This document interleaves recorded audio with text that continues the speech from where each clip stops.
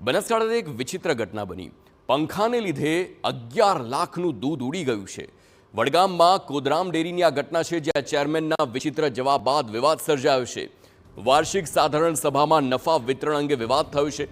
સભામાં 6.25%નો ભાવ વધારો કર્યો હોવાની જાહેરાત અને પશુપાલકોને સંતોષ ન થતા ભાવ વધારાને બહાલી ન અપાઈ તો 50% ભાવ વધારો ઓછો હોવાનો પશુપાલકોનો આક્ષેપ છે। ચેરમેન દ્વારા વાર્ષિક અહેવાલમાં 11 લાખની દર્શાવાઈ હતી ઘટ। પશુપાલકોએ ઘટનું કારણ પૂછતા ચેરમેને ઉડાવ જવાબ આપ્યો। પંખાના લીધે 11 લાખનું દૂધ ઉડી ગયું તેમ ચેરમેનનો જવાબ હતો।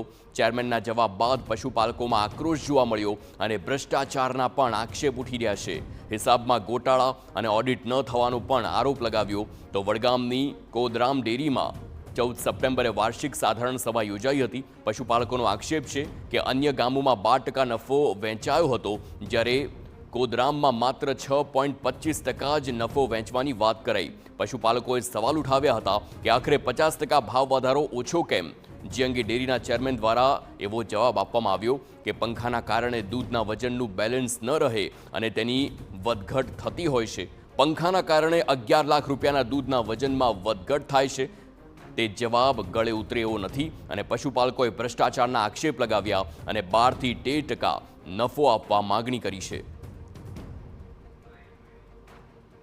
તો ચેરમેન દ્વારા એવો જવાબ મળ્યો કે ભાઈ જે પંખા છે એનું વાઇબ્રેશન થાય છે અને એ વાઇબ્રેશનના કારણે જે વજન કોટો છે એનું નિયંત્રણ રહેતું નથી અને એ નિયંત્રણ ના હોવાના કારણે આપણને 11 લાખની ઘટ પડી છે।